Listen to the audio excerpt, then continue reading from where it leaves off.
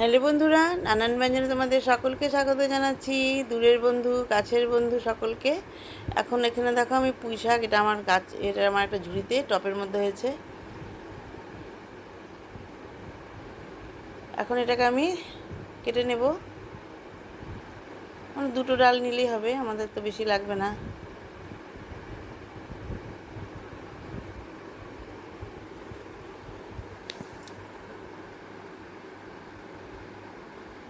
এখন এইভাবে দুটো ডাল কেটে নিব। এখন আমি বারান্দায় এসেছি, বারান্দার থেকে একটা কেটে নিচ্ছি। একটু বারান্দার উপরে উঠে গেছে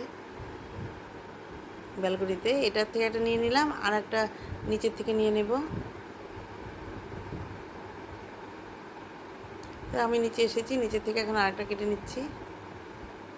তো নিয়ে এখন ভালো করে ধুয়ে এগুলোকে এখন কেটে নিয়েছি। এখন এই যে কটা ডালের বড়ি ভেজে নিচ্ছি,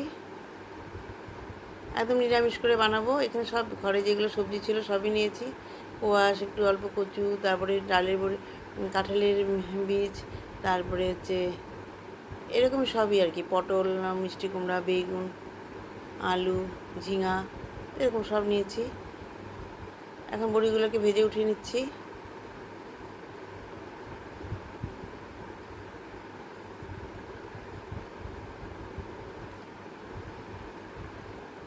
এখন এই তেলের মধ্যে দুটো শুকনো লঙ্কা ফোড়ন দিলাম, তার একটা দিয়ে দিলাম, আর তেজপাতা দিয়ে দিলাম, আর এখানে অল্প আদা ফোড়ন দিয়ে নিলাম।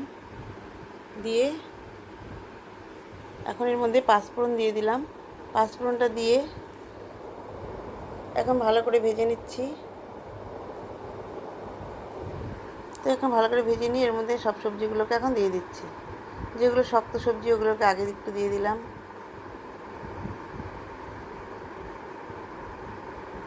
এখন এই ঝিঙা, বেগুন এগুলোকে একটু দিয়ে দেবো। তার আগে যে পুঁই ডাঁটাগুলো দিয়ে দিলাম।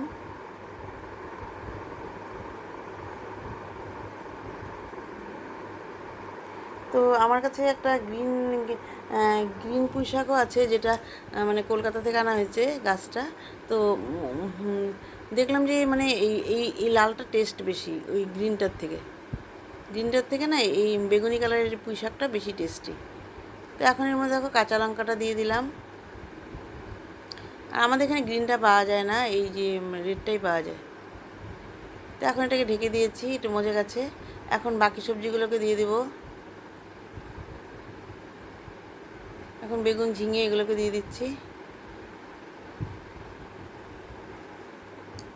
দিয়ে ভালো করে মিশিয়ে নিচ্ছি।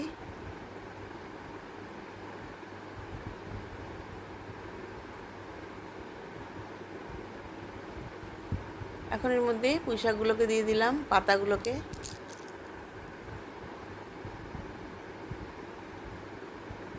পাতাগুলোকে দিয়ে ভালো করে মিলিয়ে নিচ্ছি। এখনো হলুদ দেওয়া হয়নি। এখন একটু হলুদ দিয়ে দিলাম, দিয়ে মিশিয়ে নিচ্ছি। মিশিয়ে নিয়ে এখন একটু ঢেকে দেবো।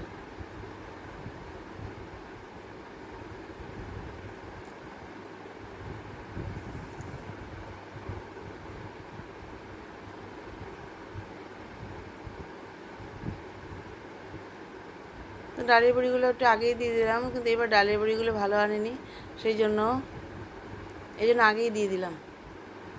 দিয়ে এখন ঢেকে দিচ্ছি। এখন ঢাকনাটা উঠিয়ে একটু জিরের গুঁড়ো দিয়ে দিলাম। এটা ভাজা জিরের গুঁড়ো।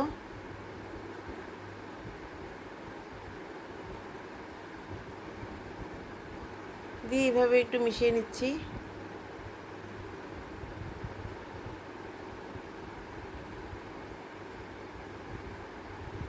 এখন এর মধ্যে সামান্য একটু লবণ লাগছিল, তো একটু লবণ দিয়ে দিলাম।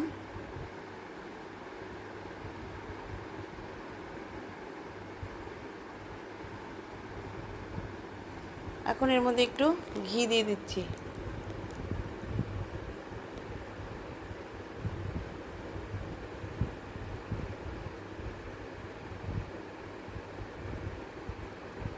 দিয়ে আর একটু কষিয়ে নেব।